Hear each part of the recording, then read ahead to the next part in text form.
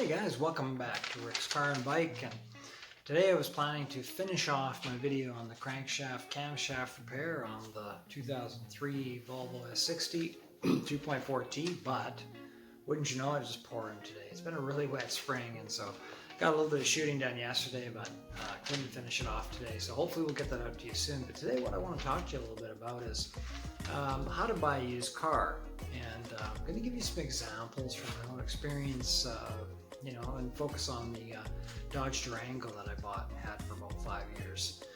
So we're going to start off by talking a little bit about, thinking about what you need. When you're buying a used car, it's important to think about what is your main purpose for having this vehicle. I mean, do you intend to focus on fuel economy? Is that your main focus? If that's the case, then you probably want to look at getting, a 4-cylinder, something really small that is going to be able to get you the best fuel economy possible. The downside with that is those cars are often very popular. Tons of students look for cars like that, people that just put that as their top priority. So what that means is that it's really hard to find a good small car. And often, some of the young drivers, that's the first car they get, and they tend to drive them pretty hard. So if you're looking for some of the popular cars, the Honda Civics and things like that, you'll find that it's really tough to find one in good shape for a decent price. So that's something else to keep in mind. If your focus is more, you need all-wheel drive, are you driving in a climate where you're going to be using the car in winter and you get a fair amount of snow or snow and ice, well, then you might really want to focus on something like all-wheel drive, especially if you don't live in a place where they take care of the roads very well. So an all-wheel drive system, there's lots of cars with that, but the penalty there is going to be higher expense in terms of fixing it, and also poor fuel economy. Whenever you have a transmission system that's driving more than the two wheels, you're going to have higher costs and higher fuel costs. So that's something else to keep in mind. 4x4, true 4x4 that has a high and low switch, those are the best systems for those kind of conditions, but again, they tend to be fairly expensive, and again, more expense to look at when you're purchasing one. And finally, thinking about, is it going to be just for you? Is it one person using this car, or is it a family vehicle? What's the situation there? So again, if it's family vehicle and you're going to be taking trips, for example, you don't want to get something too small. So ending up with a really small car that you plan to take longer trips on with your family, that's kind of challenging, right? So keep that in mind as well. So that's the most important thing really at the beginning, is to think about what kind of car do you really need, okay? And of course, it makes sense to focus on the car that's going to be the least expensive for you in terms of gas and also in terms of maintenance, right? So the more complicated a car, the more expensive it's going to be. And the larger the motor, the more expensive it's going to be. You have more parts, you have more cylinders, you have more things to go wrong.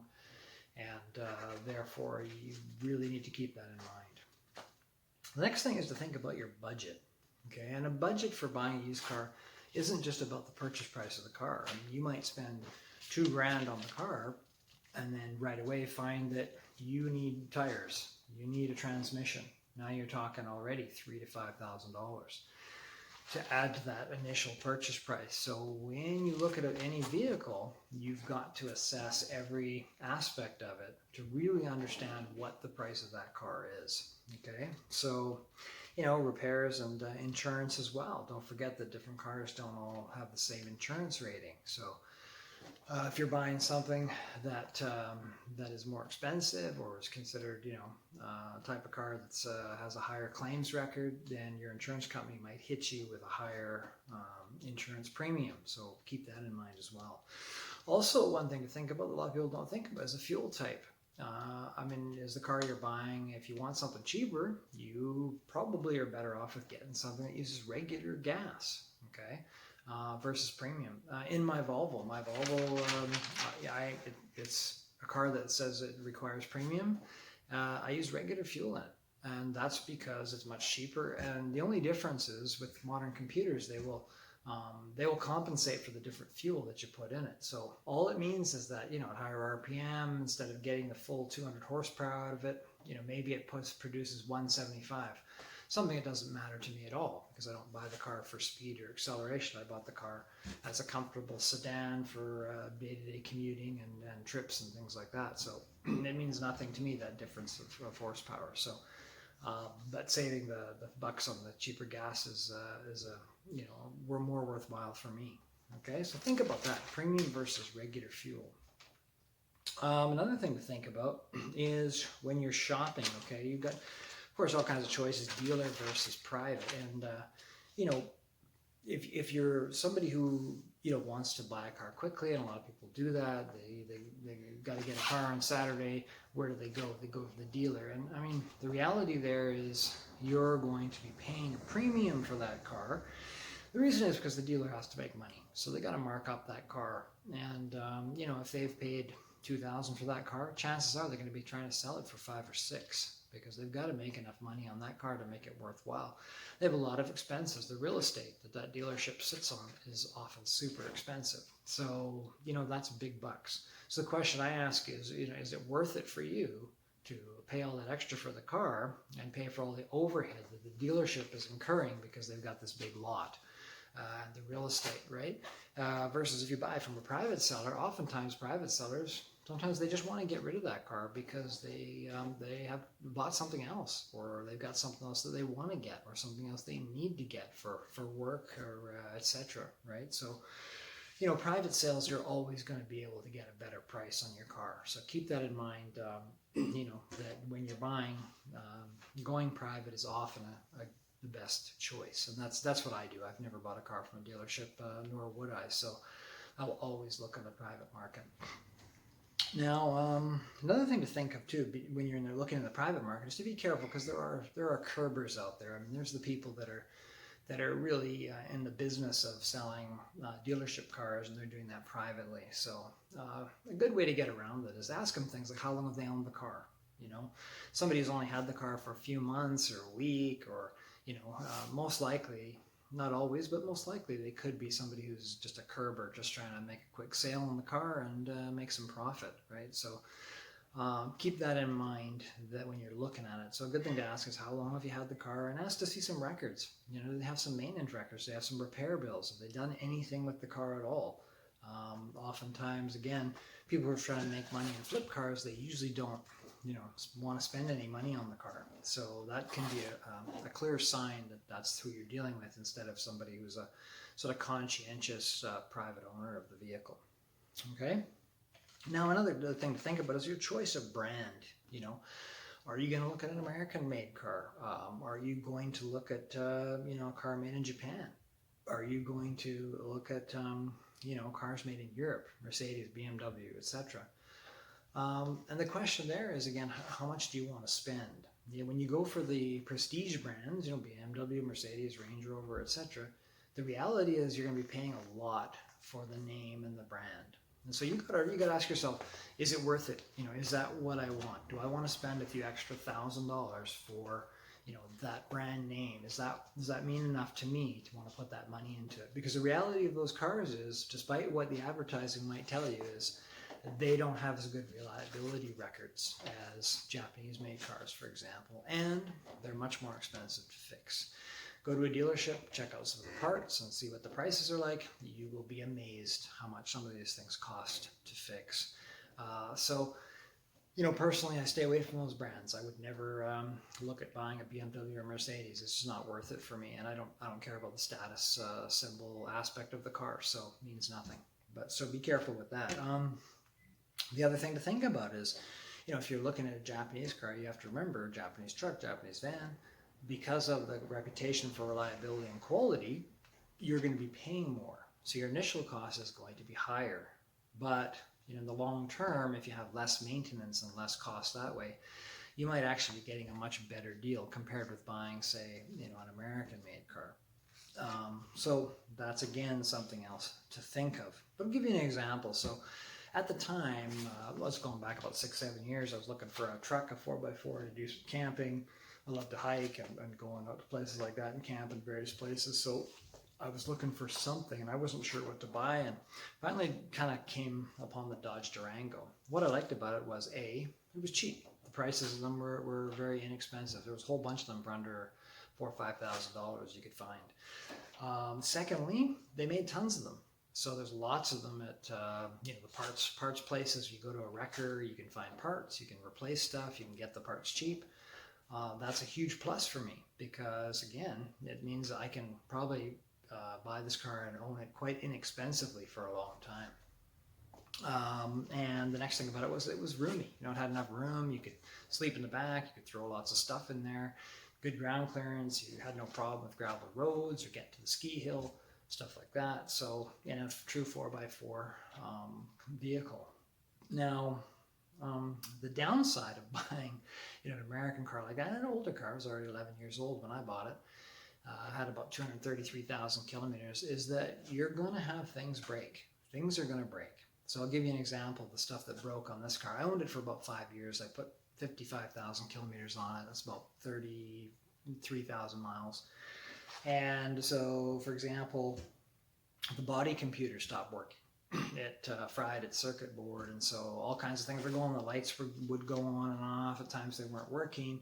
At times the headlights were staying on. All kinds of things like that would happen. So I had to replace the body computer. Now, of course, go to the dealership. You're looking at $500, $600, $700, $800 for one of those. Well, forget it. I'm not paying that for an old vehicle. That's basically a beater truck, right? For the things I was using it for. So what I did was I went online. I found one on eBay that came out of the States there, and I think it ended up costing me about $55, maybe 60 with the shipping. So again, figured out what it was. It was easy. Clip it in, bolt it in, bolt it out. Very simple replacement. And again, taking it to a dealership and getting all that done, probably would have been facing a bill at least $1,000, maybe even more for the time, right? And diagnostic stuff that they have to do. So then in addition to that, the tailgate, the struts that hold the tailgate up, they failed. Again, I was able to find those very cheaply on eBay for like $25, brand new. Installed those in half an hour or so, very easy install. Or did a great job, no problems. Water pump failed. Had to replace the water pump on that truck. Again, picked one up for something like $50 Canadian. Installed it myself. So off we go. AC, the bearing went in the AC. AC worked great up until that point, but of course the bearing failed. So I just did the AC delete on that. Just get a little smaller fan belt, take the old one off.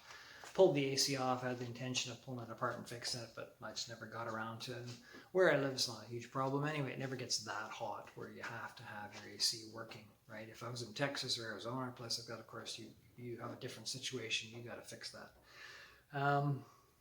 So what else? The upper coolant hose failed. I had to replace that. Replaced the radiator cap. That failed. Did all the rotors, front and back rotors, brake pads, front and back, and there you go. That's 5 years of ownership. So, the total, I was into the car for something like maybe 3,100 Canadian for the purchase price of the car, the tax I paid plus all the parts, and of course not including my labor, right? But if I would have went to a dealership to get all that work done, $5,000, $6,000, $7,000, right? It would have cost me in that over that 5-year period. So again, these cars can be really great to own. I mean, $3,100 to drive a car for 5 years, dirt cheap, right? And then I sold it, got some good value out of it when I sold it.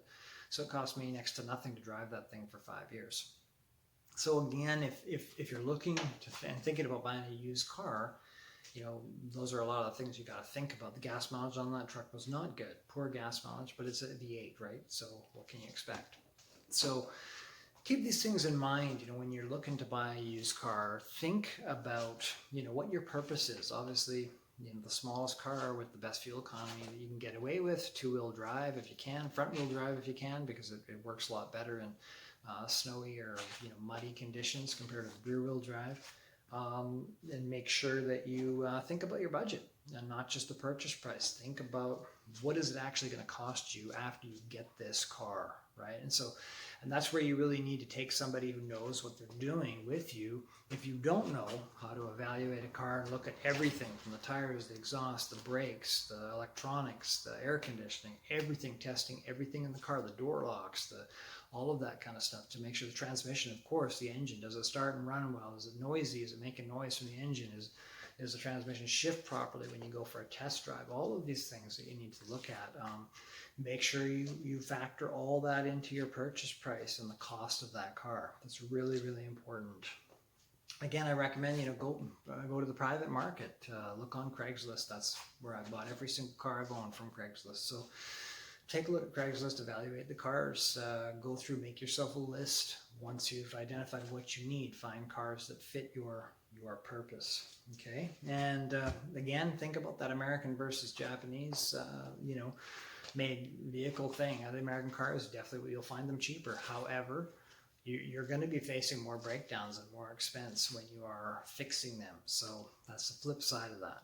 It's, either way, it's going to cost you.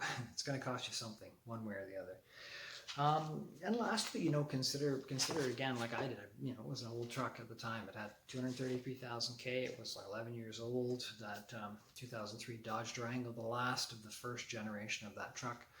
But for my purpose, for the 5 years I had it, it was a great truck. I really can't complain. It was a very good purchase, I was really happy with it, despite the fact that it was somewhat frustrating. Oh, transmission. Yeah, I had the transmission kind of failed. I had to pull the pan, put new fluid in, replace all the solenoids in the transmission, and sensors and things like that. It was another factor with that truck too that again added to the cost of it, right? So.